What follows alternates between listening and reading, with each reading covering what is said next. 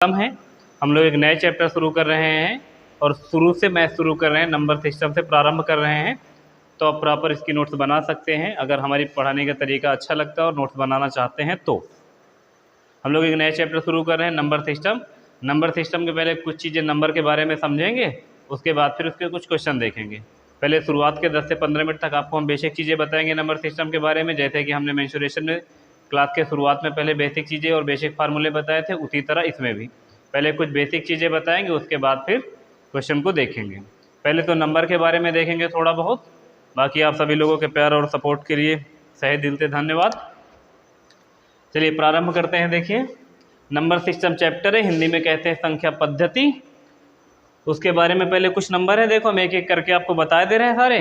फिलहाल हमको ये पता ही है जो लिखा हुआ है कक्षा 8 की क्लास में, तो लगभग आपको पता होंगे, लेकिन चैप्टर की शुरुआत कर रहे हैं तो एक बार बता देना उचित है।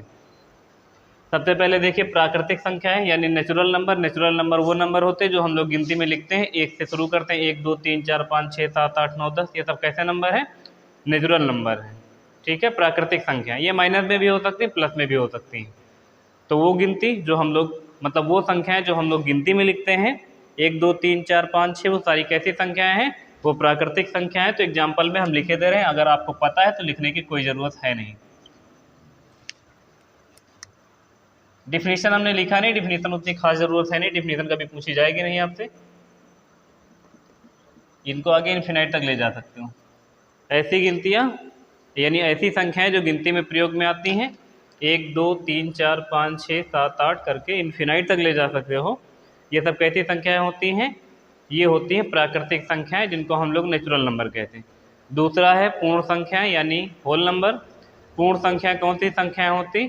जब हम लोग नेचुरल नंबर में जीरो को भी शामिल कर लेते हैं, प्राकृतिक संख्या में जीरो नहीं रहती, 1 से शुरू होती। और जो पूर्ण संख्याएं होती है वो जीरो से शुरू होती है, यानी प्राकृतिक संख्या में जब हम जीरो को ऐड कर लेते हैं तो वो होल नंबर यानी पूर्ण संख्याएं बन जाती हैं। तो इसके एग्जांपल में अगर आप लिखेंगे तो इनकी शुरुआत कहाँ से करेंगे? 0 1 2 3 4 करेंगे। 0 1 2 3 4 5, और ये भी कहाँ तक जाएगी? इन्फिनाइट तक जाएगी। सही है। तो सबसे पहले हमने बताया प्राकृतिक संख्याएं कौन सी संख्याएं जो गिनती में हम लोग लिखते हैं 1 2 3 4 5 6 करके इन्फिनाइट तक जाती है। और जो पूर्ण संख्याएं होती है वो कौन संख्याएं होती है? जब हम लोग प्राकृतिक संख्याओं में जीरो को भी शामिल कर लेते हैं तो वो पूर्ण संख्या यानी होल नंबर बन जाते हैं। उसके बाद आगे सम संख्याएं। सम संख्याओं के डिफिनीशन हम लोग बचपन से पढ़ते आते हैं। वो संख्याएं जो 2 से पूर्णतः डिविजिबल हैं, वो संख्याएं कैसी संख्याएं? सम संख्याएं हैं। कुछ लोग इसकी डिफिनीशन ऐसे भी बता देते हैं, जिस संख्या के इकाई के अंक पे 2 4 6 8 और 0 होता है तो वो कैसी संख्या है? सम संख्याएं। तो वैसे भी समझ लो 2 4 6 8 10, और या यूँ समझ लो कि जिस संख्या को 2 से पूर्णतः डिवाइड किया जा सके वो कैसी संख्या है? सम संख्या है।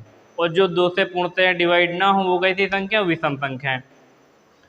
तो जो इवन नंबर है वो कौन से नंबर होते हैं? जो 2 से पूर्णतः डिवाइड हो जाते हैं वो कैसे संख्या है? जैसे 2 4 6 8 10 12, कहीं तक भी लिख दो, बस 2 से कट रही हो वो कैसी संख्या? सम संख्या। और सबसे छोटी सम संख्या क्या? 2।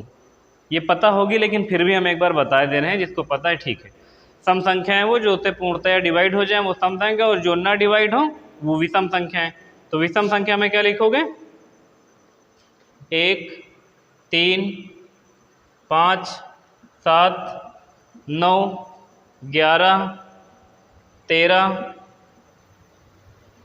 और 15। जो 2 से पूर्णतः डिवाइड ना जाए वो कैसी संख्या है? विषम संख्या है। 4 बताया प्राकृतिक संख्या है जो गिनती में लिखी जाती है, 1 2 3 4 5 6 सारी प्राकृतिक संख्याएं हैं। पूर्ण संख्या है, प्राकृतिक संख्या में जीरो को भी शामिल कर लो, पूर्ण संख्या यानी होल नंबर। उसके बाद सम संख्या यानी इवन नंबर।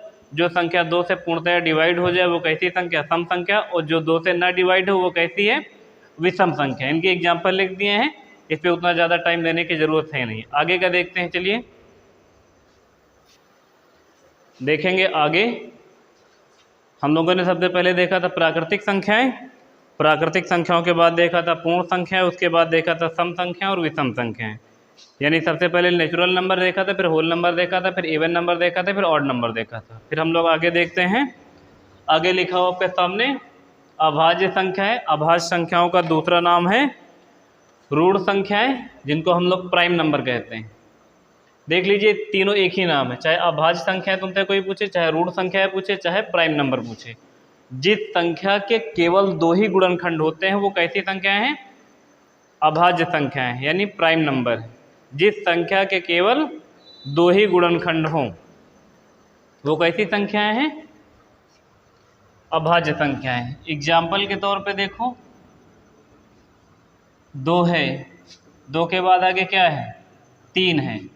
जैसे 2 को आप तोड़ोगे तो 2 या तो 2 से कट सकता है या तो 1 से कट सकता है। मतलब हमेशा इसके जो 2 गुणनखंड होंगे ना, एक वो स्वयं होगा और एक होगा।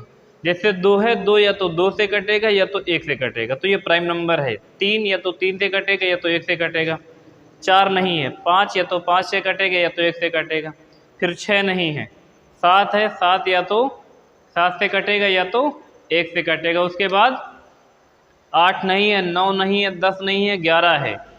11 या तो 11 से कटेगा या तो 1 से कटेगा। उसके बाद 12 नहीं है, फिर 13 है।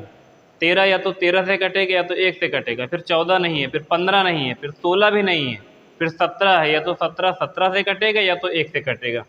तो जिस संख्या के केवल 2 ही गुणनखंड होना पॉसिबल हो वो कैसी संख्याएं हैं? अभाज्य संख्याएं या ऋण संख्याएं या प्राइम नंबर। ठीक है, तो हम लोग एग्जाम्पल में देखो 2 लिख दो, 3 लिख दो, 5 लिख दो, 7 लिख दो। 7 के बाद 8 मत लिख लो, 9 मत लिखो, फिर 11 लिखो सीधा। 11 के बाद क्या लिख सकते हो? 13 लिख सकते हो। 13 के बाद क्या लिख सकते हो? 17 लिख सकते हो। 17 के बाद क्या लिख सकते हो? 18, 19 लिख सकते हो। 19 के बाद क्या लिख सकते हो? 20 नहीं लिख सकते हो, 21 नहीं लिख सकते हो, 22 नहीं लिख सकते हो, फिर 23 लिख सकते हो। इस तरह करके वो हर संख्या, जिस संख्या के केवल 2 ही गुणनखंड हो वो कैसी संख्याएं हैं? अभाज्य संख्याएं। और भाज्य संख्याएं कौन सी हैं? इसके बारे में भी और कुछ चीज़ें बताऊंगा, पहले इधर देख लो। भाज्य संख्याएं कैसी संख्याएं? जिस संख्या के 2 से अधिक गुणनखंड हो जाएं। 2 से अधिक 3 भी हो सकते, 4 भी हो सकते, 5 भी हो सकते हैं। 2 से केवल ज़्यादा हो जाएं तो वो कैसी संख्याएं हैं? भाज्य संख्याएं हैं। एग्जाम्पल के तौर पे देखूं, अगर आप सबसे पहले देखो, 1 नहीं हो सकती, 2 नहीं हो सकती, क्योंकि 2 या तो 2 से कटेगी या तो 1 से कटेगी, तो उसके 2 गुणनखंड होंगे तो वो किस में चली गई? प्राइम नंबर में चली गई, यानी अभाज्य संख्या में। 3 भी नहीं हो सकते, क्योंकि 3 क्या, 3 या तो 3 से कटेगी या तो 1 से कटेगी, तो वो भी काहे में चली जाएगी? अभाज्य संख्या में चली जाएगी। लेकिन जैसे ही 4 पे आओगे, 4 2 से भी कट सकता है, 4 4 से भी कट सकता है, 4 1 से भी कट सकता है। इसका मतलब इसके 3 गुणनखंड हो गए। तो सबसे छोटी भाज्य संख्या अगर आपसे कोई पूछ ले तो क्या बताना होगा? 4 बताना होगा। 4 के बाद क्या 5 लिख लें?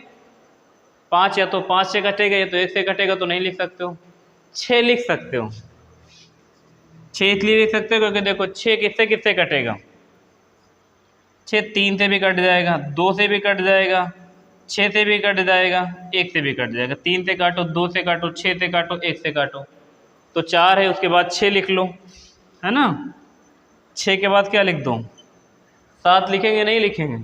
8 लिख दो। 8 के बाद 10 लिख दो। 10 के बाद 12 लिख दो। इस तरह की संख्या, जिस संख्या के 2 से अधिक गुणनखंड होते हैं वो कैसी संख्याएं हैं? भाज्य संख्याएं। और जिसके केवल 2 गुणनखंड होते हैं वो कैसी संख्या है? अभाज्य संख्याएं। अब आप इस वाले में एक नोट पॉइंट ध्यान से नोट कर लो।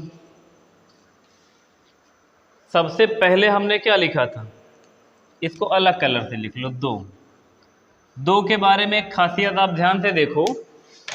हमने जो अभाज्य संख्याओं में संख्याएं लिखी 2, 3, 5, 7, 11, 13, 17, 19 और 23, आगे के भी जो होंगी, 2 इकलौती ऐसी सम संख्या है जो साथ में क्या है? अभाज्य संख्या भी। 2 के अलावा जितनी भी अभाज्य संख्याएं हैं वो सारी विषम संख्याएं हैं, लेकिन सारी विषम संख्याएं अभाज्य संख्याएं नहीं। इस पॉइंट को खूब ढंग से समझ लो। हम लिख देते हैं, देखो नोट पॉइंट में लिख लो इसको। 2 ही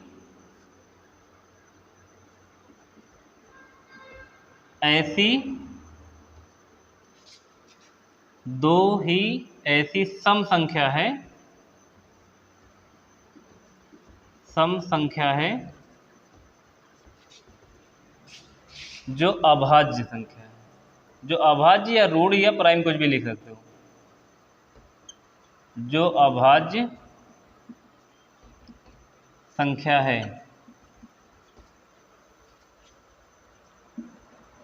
बाकी सभी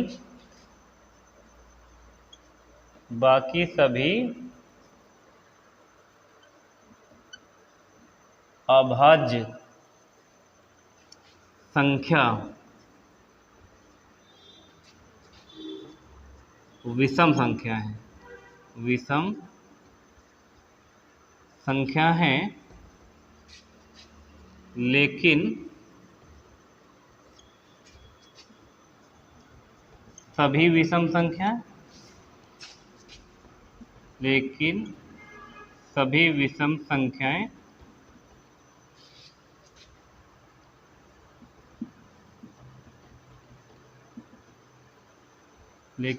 विषम संख्याएं अभाज्य संख्या नहीं।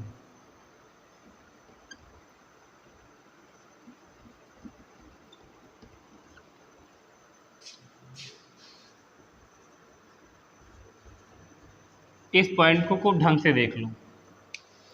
हमने क्या लिखा हुआ है? दो ही ऐसी सम संख्या है जो अभाज्य संख्या है, बाकी सभी अभाज्य संख्याएं विषम संख्या हैं, लेकिन सभी विषम संख्याएं अभाज्य संख्याएं नहीं हैं। इसका क्या मतलब एक बार समझ लो। आपने 2 लिखा, 3 लिखा, 5 लिखा, 7 लिखा, 11 लिखा, 13 लिखा, इस तरह करके आगे तक गए तो 2 इकलौता ऐसा अभाज्य नंबर है जो साथ साथ सम संख्या है। मतलब देखो, सबसे छोटी सम संख्या अगर आपसे कोई पूछेगा तो आप क्या बताओगे? 2 बताओगे।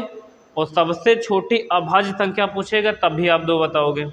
और अभाज्य संख्याओं में 2 इकलौता ऐसा सम नंबर है जो सम नंबर के साथ साथ अभाज्य संख्या भी है, और जितनी बाकी सारी अभाज्य संख्याएं वो सारी की सारी विषम हैं, लेकिन सारी विषम संख्याएं अभाज्य संख्याएं नहीं है। इसका ये मतलब है, जैसे देखो हमने 2 लिख दिया सम संख्या, उसके बाद 3 लिखा, फिर 4 नहीं 5 लिखा, फिर 6 के बाद देखो 7 लिखा। अच्छा बताओ 9 इसमें थी कि नहीं थी? 9 कैसा नंबर है? 9 हमारे हिसाब से विषम संख्या है, और विषम संख्या आपके हिसाब से भी होगी, तो 9 विषम संख्या तो है, लेकिन ये अभाज्य संख्या नहीं, क्योंकि 9 किससे कट जाएगी? 9 3 से भी कट जाएगी, 9 से भी कट जाएगी, 1 से भी कट जाएगी, 2 से ज़्यादा गुणनखंड हो गए तो वो कैसी संख्या हो जाएगी? इधर आ गई होगी। देखो यहाँ लिख सकते थे 8 से आगे 9, हमने नहीं लिखा था, यहाँ बीच में लिख लो 9। 9 भी तो हो जाएगी। 2 से अधिक गुणनखंड करने 9 काहे से कट जाएगी? 9 9 से कटेगी, 9 1 से कटेगी, 9 3 से भी कट जाएगी, तो किस में आ जाएगी?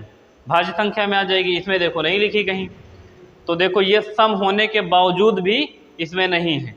तो आपको याद रखना है कि 2 के अलावा जितनी अभाज्य संख्याएं वो सारी विषम हो सकती हैं, लेकिन जितनी विषम संख्याएं वो सभी अभाज्य में आ जाए ऐसा नहीं होगा। सही है? इस वाले में भाज्य संख्याएं सम भी हो सकती हैं, विषम भी हो सकती है। जैसे देखो 4 सम है, ये भी 2 से कट जाएगा, ये भी 2 से कट जाएगा, ये भी 2 से कट जाएगा, ये भी 2 से कट जाएगा। 9 2 से नहीं कटेगा, लेकिन फिर भी देखो भाज्य वाले में है। तो भाज्य संख्याएं सम या विषम कोई भी हो सकती हैं, लेकिन अभाज्य संख्याओं में केवल 2 इकलौता ऐसा सम नंबर है जो अभाज्य संख्या में भी आता है। बाकी जितनी अभाज्य संख्याएं सारी विषम संख्याएं हैं, लेकिन सारी विषम संख्याएं अभाज्य संख्याएं नहीं। इतनी चीज आपको याद रखनी ही पड़ेगी। आगे का देखो बताते हैं, फिर देखेंगे आगे का। आगे लिखा हुआ आपके सामने परिमेय संख्याएं, रैशनल नंबर, जो संख्या p/q के रूप में हो और p की वैल्यू क्या ना हो? 0 ना हो, p नॉट इक्वल टू 0 हो। एग्जाम्पल में जैसे आपके सामने लिखा 22/7, 5/1, 4/5 और 1/2। आपको परिमेय संख्याओं में कौन सी संख्याएं लेनी? जैसे एग्जाम्पल तुमको समझा रहे हैं, जैसे आपके सामने देखो लिखा हुआ है 4/5। 4/5 को अगर आप सरल करोगे तो देखो पहले कितनी बार जाएगा? दशमलव लगा के यहाँ 0 करोगे, 5 से करोगे तो 5 कितना? 40, खत्म हो गया। ऐसा भी हो सकता था कि अगर ऊपर लिखा हो 25 और उसको 2 से भाग करना हो तो कितना हो जाएगा? 12.5। ख़त्म। अच्छा, दशमलव भी दो तरह के होते हैं। कुछ दशमलव के बाद वैल्यू ख़त्म कर देते हैं। जैसे देखो, आप 25 को 2 से भाग करोगे तो 2 का नम 2, 2 दूना 4, और फिर दशमलव लगा दोगे, फिर 2 पंचे 10, खत्म हो गया दशमलव के बाद। तो ऐसी संख्याएं भी काहे में आएंगी? परिमेय संख्याएं में आएगी, जो दशमलव के बाद खत्म हो जाती है, इसके आगे भाग नहीं जाएगा। लेकिन कुछ ऐसे भी होती हैं, जैसे मान लो लिख दिया जाए कितना, 11/9 लिख दिया जाए, है ना। 11/9 कैसी बनेगी?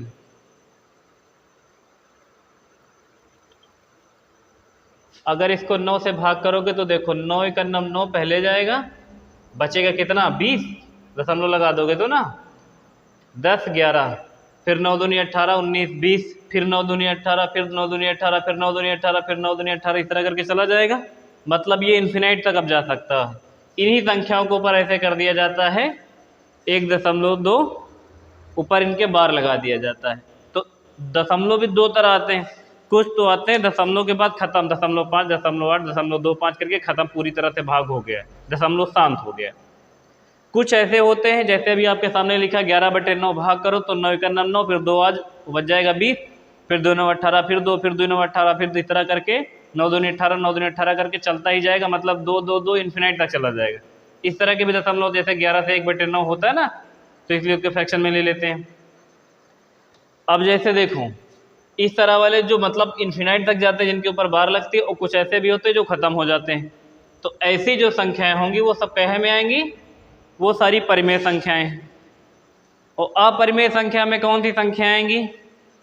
जिनको भाग करने पर दशमलव के बाद सेम अंक रिपीट नहीं होगा कि 1 4 1 4 1 4 1 4 1 4 आता रहेगा, 1 4 3 5 6 7 8 अलग अलग आता रहेगा। मतलब बार उनके ऊपर नहीं लगा सकते हो। जिनके ऊपर आप बार लगा सकते हो दशमलव के बाद, जिस भी संख्या को भाग करने के बाद दशमलव के बाद मान लो 3 3 3 3 3 आता गया, तो आप 1.3 बार लिख सकते हो। अगर 2.5 5 5 5 आता चला गया तो 2.5 बार लिख सकते हो। जिस संख्या के ऊपर बार लगा सकते हो वो भी परिमेय में आएगी। और जैसे जो खत्म हो गए, जैसे 4.25 या 2.5 या 12, जैसे भी हमने भाग किया था 4 को ना, ये 0.8, अभी हमने भाग किया था 25 को 2 से, तो 12.5। तो इस तरह वाले भी काहे में आएंगे? परिमेय में आएंगी, चाहे बार लग जाए चाहे दशमलव खत्म हो जाएगा। अपरिमेय में वो वाली आएंगी जैसे 1.4 3 2 5 6 8 3 अलग अलग आता रहेगा, जिनके ऊपर आप बार नहीं लगा सकते। वो कैसी संख्या है? इनरेशनल नंबर, जिनको हम लोग अपरिमेय कहते हैं। एग्जाम्पल में हमने √3 लिख दिया है, पाई लिख दिया है। आप क्या लिख सकते हैं? √5 भी लिख सकते हैं, 5 के बाद आप 6 भी लिख सकते हैं, √7 भी लिख सकते हैं। 8 नहीं लिख सकते हो कि लिख सकते हो? 8 किसी संख्या का वर्ग है? नहीं, है ना। 9 नहीं लिख सकते हो, क्योंकि 9 किसका वर्ग है? परफेक्ट है, 3 बाहर आ जाएगा, तो 9 नहीं लिख सकते हो। √10 लिख सकते हो। जो परफेक्ट नहीं, इस तरह करके इन्फिनिट तक इसमें भी और इसमें भी कर सकते हो।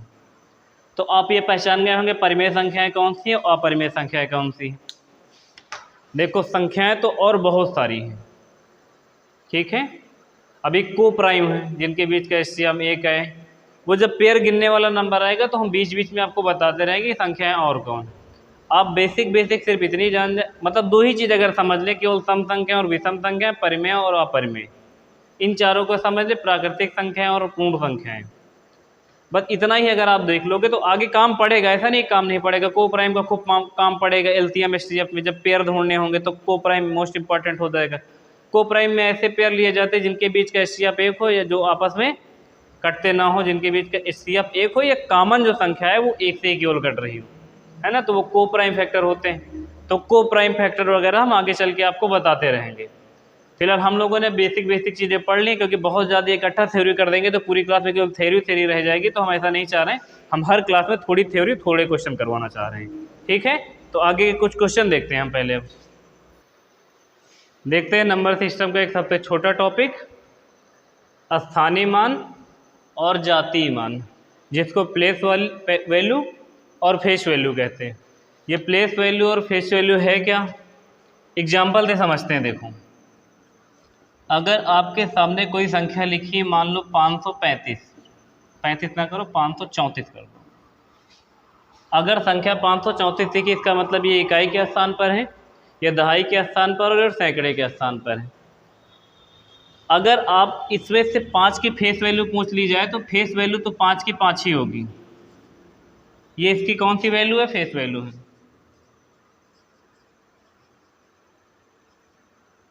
ठीक है, लेकिन अगर इसी 5 की प्लेस वैल्यू पूछ ली जाए तो ये हो जाएगी कितनी? 500। ऐसा क्यों हुआ अब ये समझो।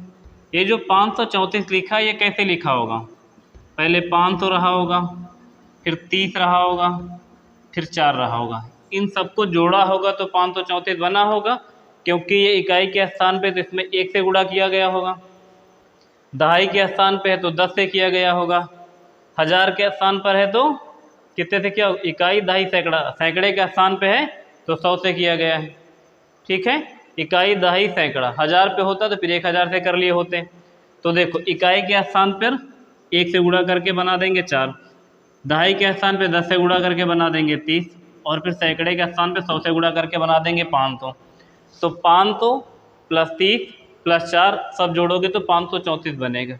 जैसे आपके सामने लिखी होती संख्या, मान लो लिखी है 13, तो इस संख्या 13 कैसे बनी?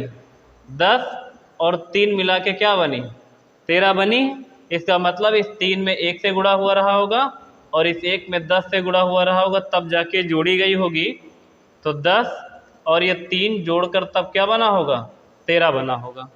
तो इकाई के स्थान पर है तो 1 से गुणा, दहाई के स्थान पर 2 से, और फिर सैकड़े के स्थान पर तो 100 से।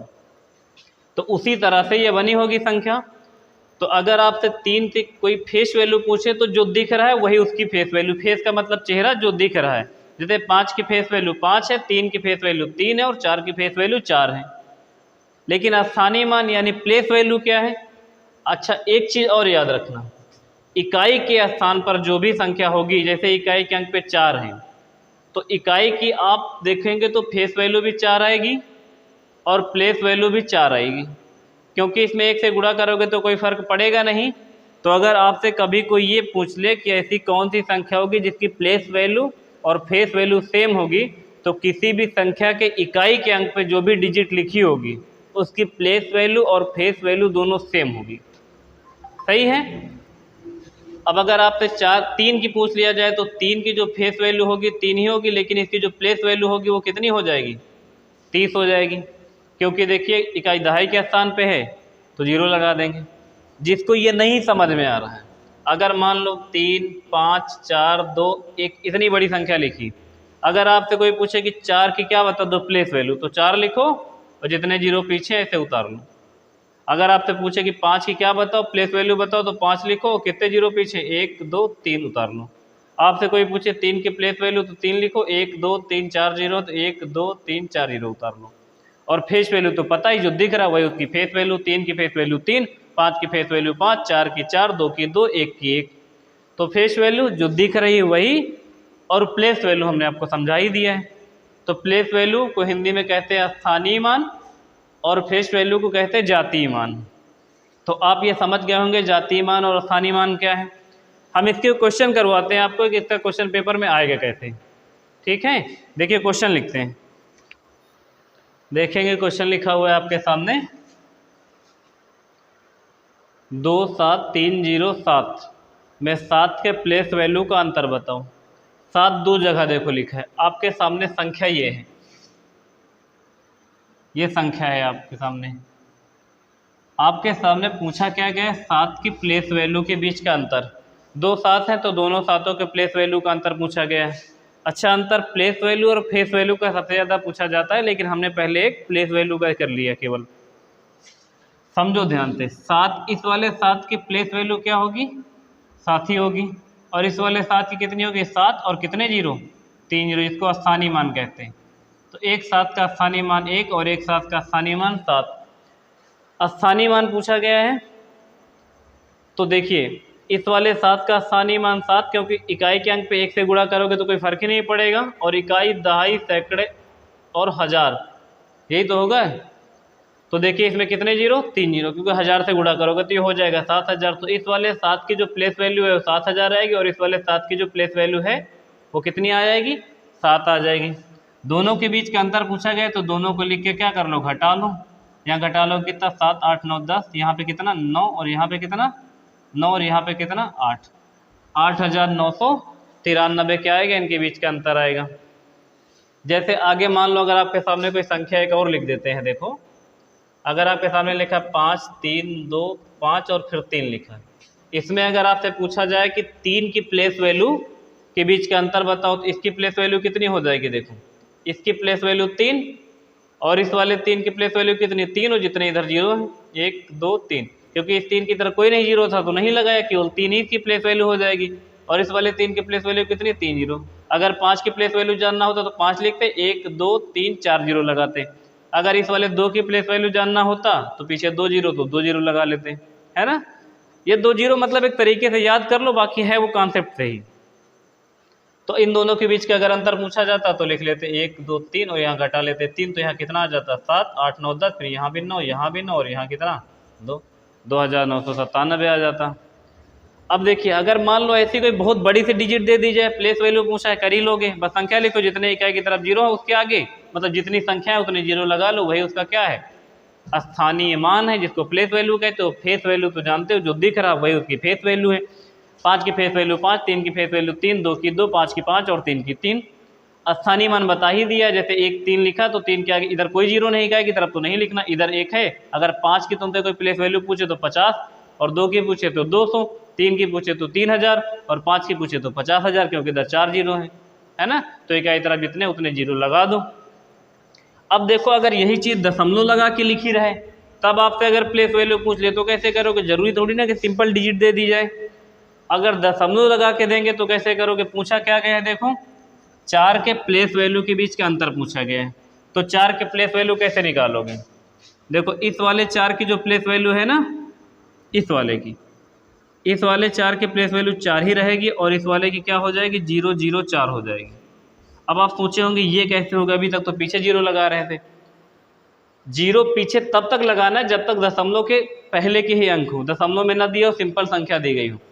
अगर ये शुरुआत में दशमलव लगा के दिया है और आपसे प्लेस वैल्यू पूछा तो 4 के प्लेस वैल्यू जो संख्या दे उसको लिख लो, और जो दहाई की तरफ, इकाई की तरफ नहीं दहाई की तरफ, दशमलव के बाद और उस संख्या से पहले जितनी संख्या हो उतने 0 लगा दो। जैसे 4 लिखा तो 4 के इधर अब कोई नहीं, देखो यहाँ दशमलव के बाद और 4 के बीच में कोई संख्या नहीं, लेकिन इस वाले 4 को उतारा तो 4 लिखा, दशमलव के बाद और इस 4 के बीच में कितनी संख्या है 2, तो इससे पहले 2 लिख लो। अब इसके आगे क्या लिख दो 0.004।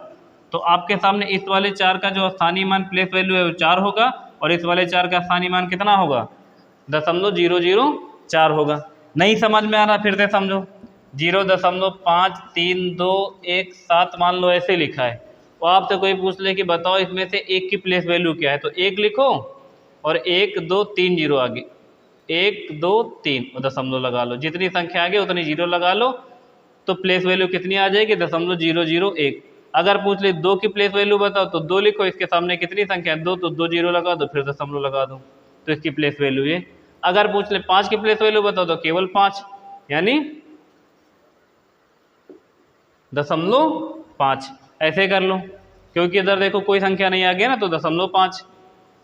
अगर 7 की पूछ लिया होता तो 7 लिखते, इससे पहले 1 2 3 4 0 थे, तो 1 2 3 4 इसके बाद दशमलव ऐसे कर लो, यानी 0.0007।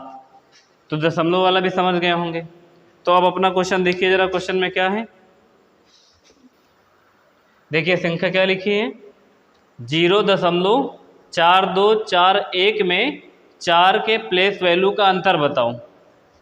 तो आप देखिए यहाँ पे लिखे 4, आगे कोई संख्या नहीं तो 0 नहीं लगाना, सीधा दशमलव लगा दो। इस वाले 4 को लिखो, इधर 2 संख्या है तो 2 0 लगा के दशमलव लगा दो। तो आपके सामने आगे वाले इस वाले 4 का जो प्लेस वैल्यू 0.4 और इस वाले 4 के प्लेस वैल्यू 0.004, इनके बीच का अंतर पूछा गया, तो घटा लो 0.4 और 0.004 आपस में घटा लो। घटा लोगे यहाँ दशमलव आगे क्या कर लो 0 लगा लो, चाहे ऐसे कैरी लेते चले जाओ, तो कितना हो जाएगा देखो, यहाँ हो जाएगा 6, यहाँ हो जाएगा 9 और यहाँ कितना हो जाएगा 3, यहाँ हो जाएगा दशमलव, तो यानी 0.396 क्या हो जाएगा 0.4241 में 4 के प्लेस वैल्यू के बीच का जो अंतर आएगा वो कितना आ जाएगा 0.396। तो इसका आंसर ये होगा और इसका आंसर ये वाला बताया ही था, एक एग्जाम्पल और बता दिया था। तो आप ये समझ गए होंगे प्लेस वैल्यू के बीच का अंतर। अगला देखते हैं, देखेंगे आगे के क्वेश्चन क्या लिखा हुआ है। आपके सामने एक संख्या लिखी है 9 3 5 6 7 2 में 9 का जातीय मान, जातीय मान का मतलब फेस वैल्यू,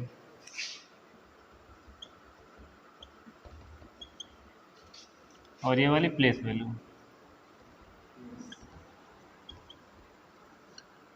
के बीच का क्या बताना है, अंतर बताना है।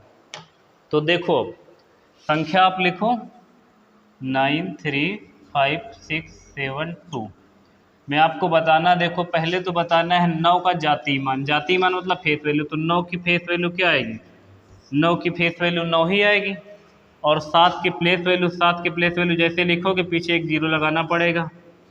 तो आपके सामने 9 की आ गई फेस वैल्यू और 7 की आ गई प्लेस वैल्यू। आप ध्यान रखेंगे फेस वैल्यू और प्लेस वैल्यू, फेस वैल्यू में ध्यान ही नहीं रखना, जो दिख रहा है वही फेस वैल्यू, भाई जैसे जिसका जो फेस दिख रहा है वही तो है वो, तो फेस वैल्यू में कुछ याद ही नहीं रखना, बस प्लेस वैल्यू में याद रखना। जैसे 7 की प्लेस वैल्यू देखा गया तो 7 लिखो, जितने जीरो इधर आए इकाई की तरफ उतना लगा दो।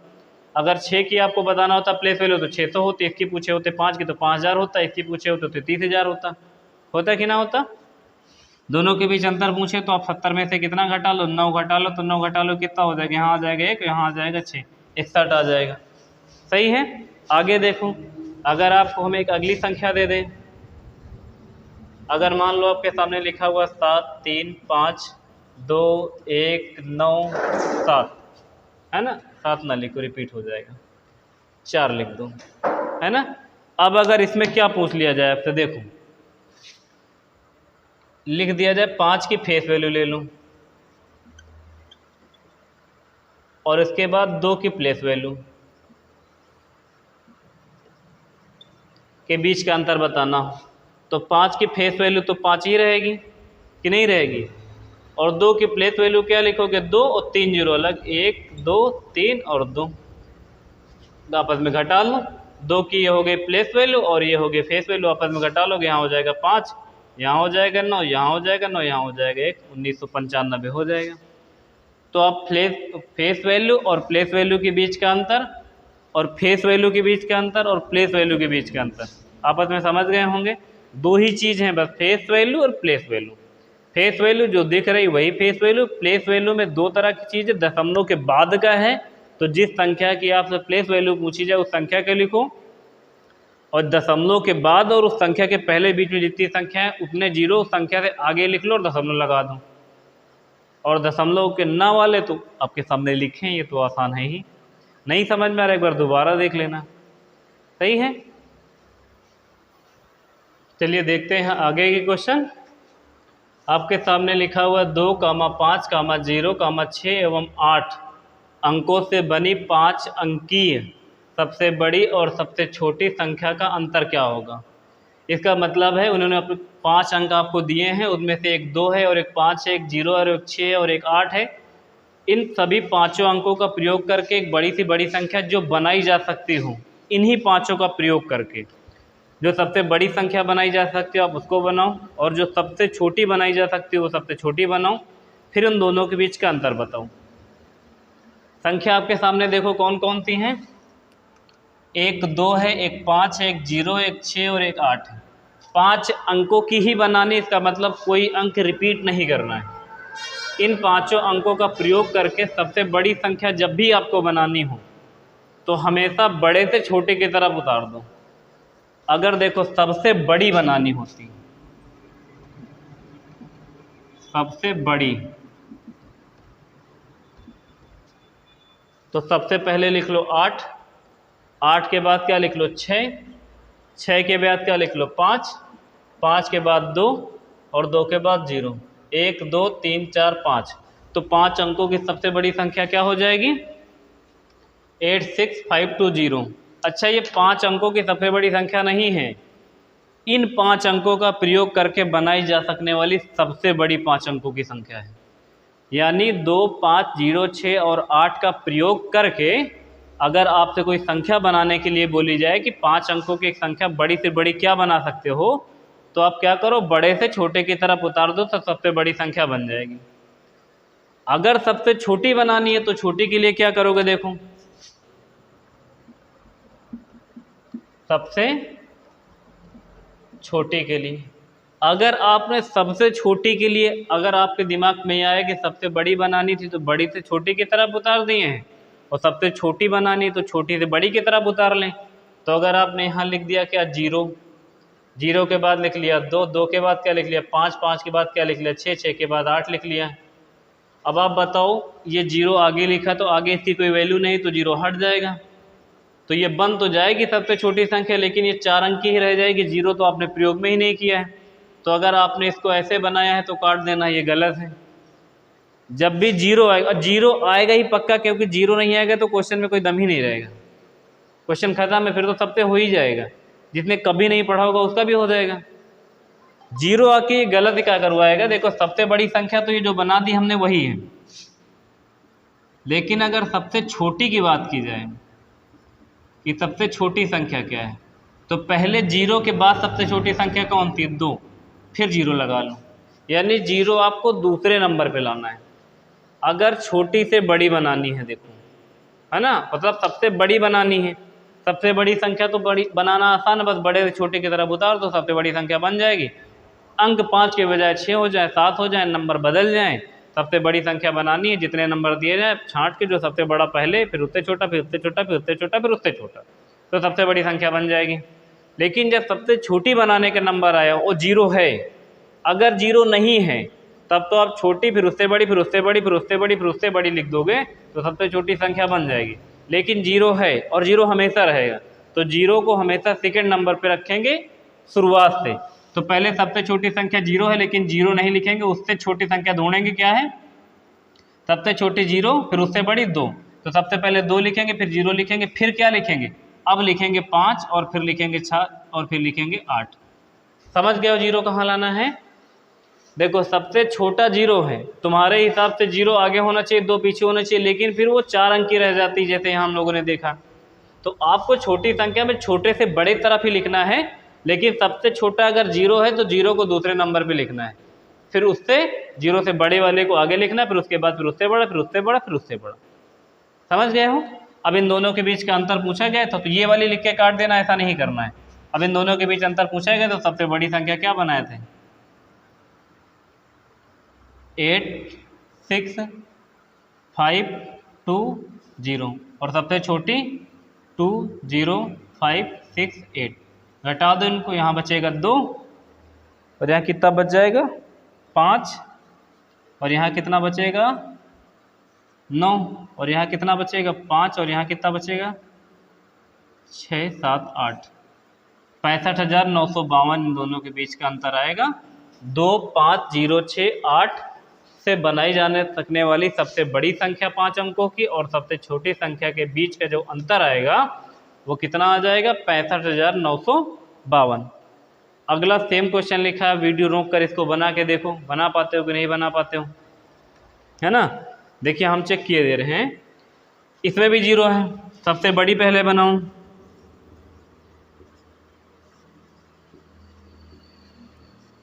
सबसे बड़ी बनाओगे 1, 2, 3, 4 अंक हैं, तो सबसे बड़ी पहले 5 है तो 5 उतार लो, फिर 4 है तो 4 उतार लो, फिर 3 है, फिर 0 है, सबसे बड़ी बन गई।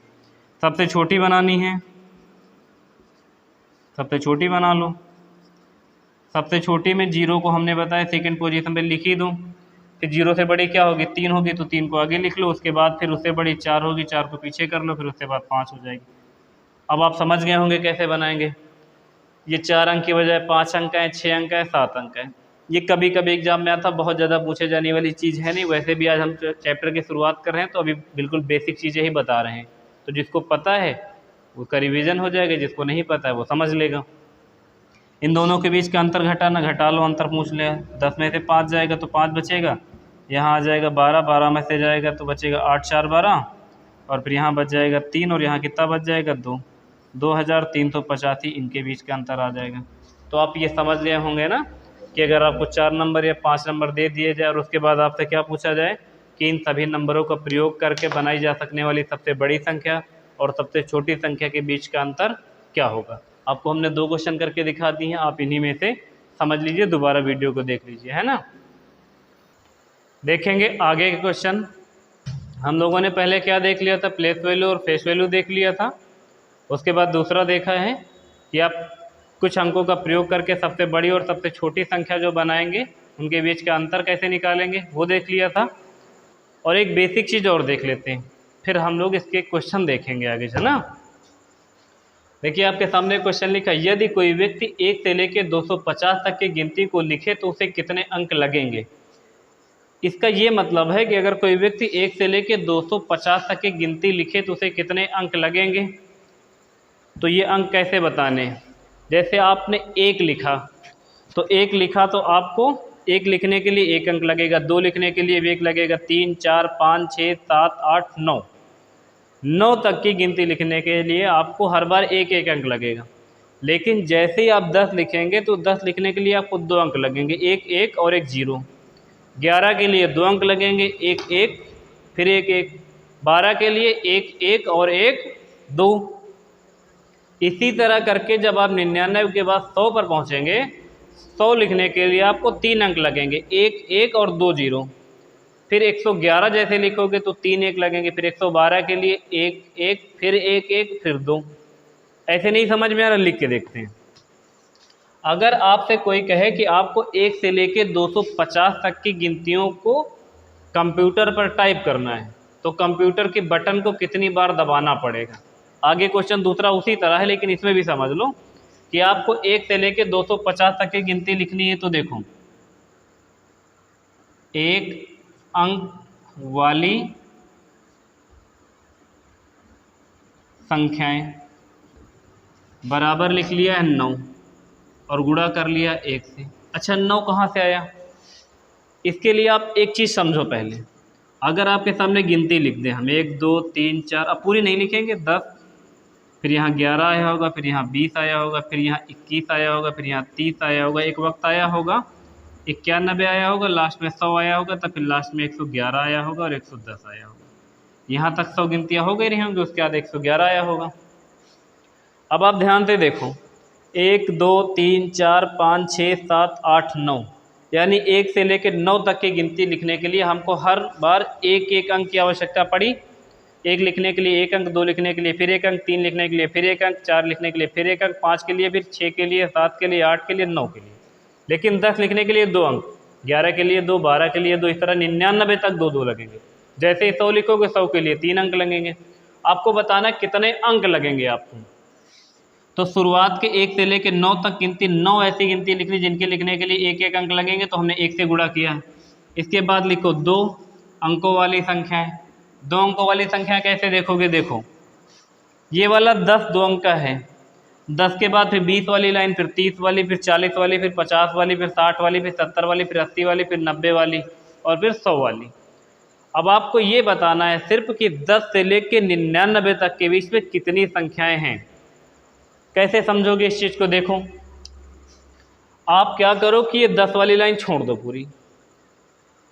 10 के बाद देखो 20 वाली लाइन पड़ेगी, फिर 30 वाली लाइन पड़ेगी, गिन लो 20 वाली एक लाइन, फिर इसके बाद 30 40 50 60 70 80 90 100, कितनी लाइन पड़ गई, देखो 9 पड़ गई।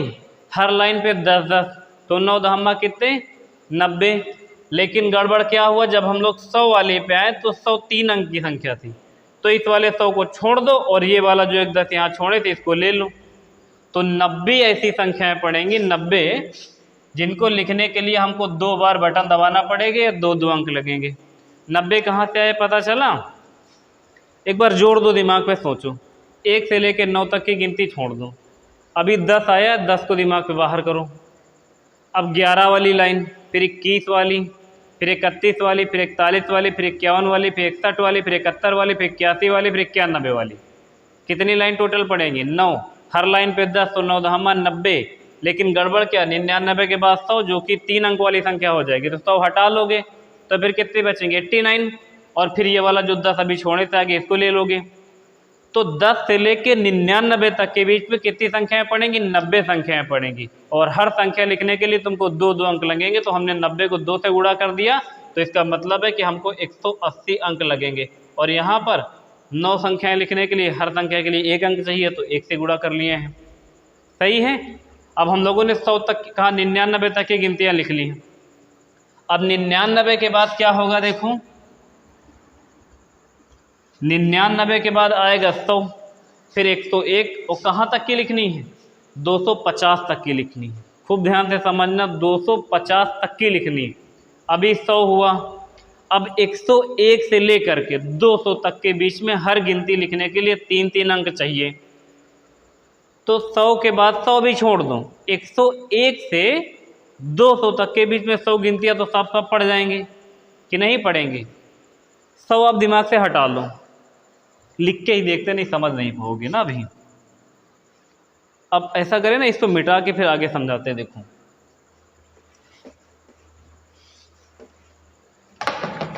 आप यहाँ लिखो 101, इससे आगे वाली यहाँ पे 100 लिखा रहने दो। 101 वाले में यहाँ 110 वाली लाइन आएगी, फिर 120 वाली आएगी, फिर 130 आएगी, फिर कितना आएगी 140, इस तरह करते करते 200 आएगी, और ऊपर कितना रही होगी 191, 192, 93, 200 तक गई होगी। फिर 201 वाली आई होगी, फिर यहाँ कितना आई होगी 210 आई होगी।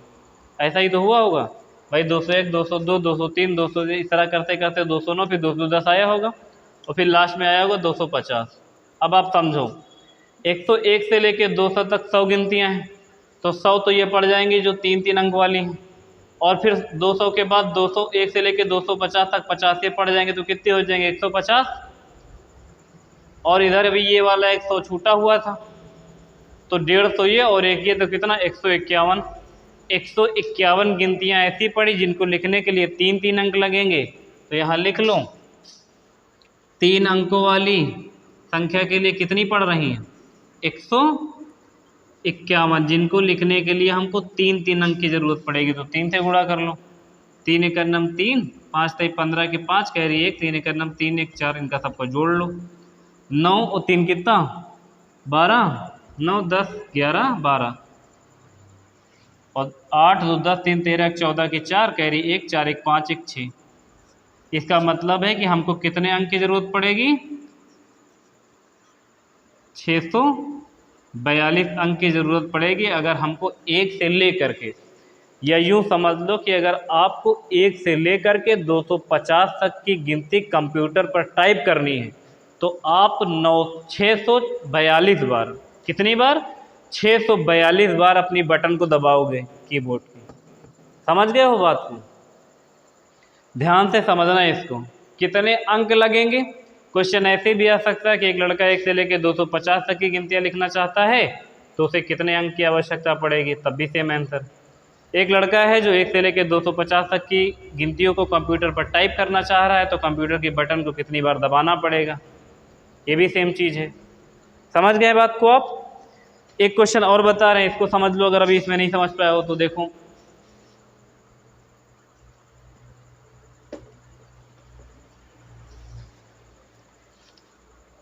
कह रहा है यदि कोई व्यक्ति 1 से लेकर 251 तक, 251 की बजाय 151 कर लो, थोड़ा छोटा हो जाएगी, जगह लिख लो 151 ना, अब आसान हो जाएगा। 1 से लेके कहाँ तक 151 तक की गिनतियों को कंप्यूटर पर लिखना चाहता है, तो कंप्यूटर के बटन का प्रयोग कितनी बार करेगा, यानी कंप्यूटर के पर कितनी बार टक टक टक टक करके दबाएगा। तो फिर से वही चीज़ है, 1 अंक वाली तो हमेशा उतनी ही रहेंगी, 1 अंक वाली और 2 अंक वाली आपको अगर नहीं समझ में आ रहा याद कर लो। अगर 1 से शुरू हो जाएगा तब कोई दिक्कत नहीं होगी, लेकिन अगर 100 से शुरू कर देगा, 100 से लेकर 200 के या 250 के बीच में बताओ, तो फिर ऐसा नहीं हो पाएगा। तो 9 गिनती शुरुआत की 1-1 अंक वाली पढ़ेंगे, तो ये पढ़ेंगे ही पढ़ेंगे। अगर आपको ये नहीं समझ में आ रहा 1 अंक वाली कितनी होती है 9, 2 अंक वाली 90, 3 अंक वाली आगे गिन लेना। हमेशा 1 से ही पूछेगा तभी क्वेश्चन फंसेगा ही फंसेगा। अगर मान लो वो पूछ लेता कि 101 से बताओ, तो सब 3-3 अंक वाली होती, फिर छांटना कहाँ पड़ता कि 1 अंक वाली कितनी, 2 अंक वाली कितनी, 3 अंक वाली कितनी। ये क्वेश्चन आएगा तो हमेशा 1 से ही पूछेगा कि 1 से लेके यहाँ तक के लिखना चाह रहा हूँ मैं, तो बताओ कितने अंक के प्रयोग करेंगे, कंप्यूटर पर कितनी बार बटन दबाना पड़ेगा। अगर मान लो उसने लिख दिया कि 101 से बताओ, तो 101 से ले जाएगा तो 999 तक में हर संख्या को लिखने के लिए 3 ही अंक लगने हैं। ऐसा ही तो होगा। 100 से लेके 999 तक की बीच की जितनी भी संख्या है, हर संख्या लिखने के लिए तुमको 3 बार ही बटन दबाना पड़ेगा। तो ऐसा क्यों करेगा वो? 1 से बोलेगा तो 1 से लेकर 9 तक के लिए 1 बार दबाना पड़ेगा, फिर 10 से लेकर 99 तक के बीच में 2 बार दबाना पड़ेगा, फिर 100 से लेकर 999 तक के बीच में 3 बार दबाना पड़ेगा। तो इस तरह का जब भी क्वेश्चन आएगा हमेशा 1 से ही पूछेगा। तो आप याद रख लो कि 1 अंकों वाली गिनती कितनी, 9, 2 अंकों वाली कितनी, 90, 3 अंकों वाली आगे गिन लेंगे। तो इसमें देखो क्या करेंगे, 1 अंक वाली संख्या कितनी, 9, तो 9 को 1 से गुणा कर देंगे तो कितना हो जाएगा, 9। 2 अंक वाली संख्या पूछेगा तो कितनी होती, 2 अंक वाली 90 होती, तो इसको 2 से गुणा कर दोगे तो कितना आ जाएगा, यहाँ 9 आया था, यहाँ 180 आ जाएगा, 9 आएगा फिर 180 आएगा। सही है। 3 अंक वाली यहाँ गिननी पड़ेंगी। अब 3 अंक वाली कैसे गिनोगे, देखो कहाँ तक हम लोग पहुँच गए, 99 तक। भाई 2 अंक वाली हो गई तो 99 तक पहुँच गए। 3 अंकों वाला 100 बचा है अभी, और लिखनी है केवल 151 तक। तो 101 हो गई, 101 से लेके 150 तक चलो, 50 और 151 वाली एक और, तो कितनी हो गई, 51, और एक जो इधर 100 छोड़ा था कितनी हो गई, 52। नहीं समझ पाए हो? देखो इधर आप इस वाली लाइन पे जो 91 से 100 तक आई थी, इससे पहले 99 रहा होगा, 99 तक की तो लिख ही ली वहाँ। अब 100 के बाद क्या आया होगा, 101 वाली लाइन आई होगी, फिर 102 वाली लाइन आई होगी, फिर 103 वाली लाइन आई होगी। इस तरह करते करते लास्ट में आया होगा कितना, 150, जो 141 से शुरू हुई होगी। यही तो हुआ होगा, 101, 102, 103, 140 आया होगा तो 141 शुरू हुआ होगा। यहाँ गलत कर दिया क्या, 120, 121 वाली होगी ना, गलत लिख दिया ये। यहाँ 111, 100, फिर 21, फिर 131, फिर 141 ना, क्योंकि 120 होगा तो 21 होगा। हाँ सही। तो देखो 100 के बाद इस लाइन पे 10, इस लाइन पे 10, 20, 30, 40 और 50, क्योंकि देखो 11 हो गया, 21 हो गया, 31 हो गया, 41 हो गया, फिर कितना हो जाएगा, कोई छूट गई क्या भाई? 100 के बाद 111 हो जाएगा, फिर 110, अच्छा 101 इससे पहले आएगा ना, 100 के बाद इसके बीच में एक और आएगी, 111 वाले से पहले 101 वाली भी आएगी। तो देखो 10, 20, 30, 40, 50, 50 तो ये हो गई। तो 150 के बाद 151 भी लिखने के लिए बोल रखा है कि 151 तक लिखना है। तो 151 एक ये हो गई, तो 50 और एक ये 51 और एक ये छोटी सी जो 52, यानी 52 ऐसी गिनतियाँ आपको लिखनी पड़ेगी जिनको लिखने के लिए आपको कंप्यूटर के बटन को 3 बार दबाना होगा।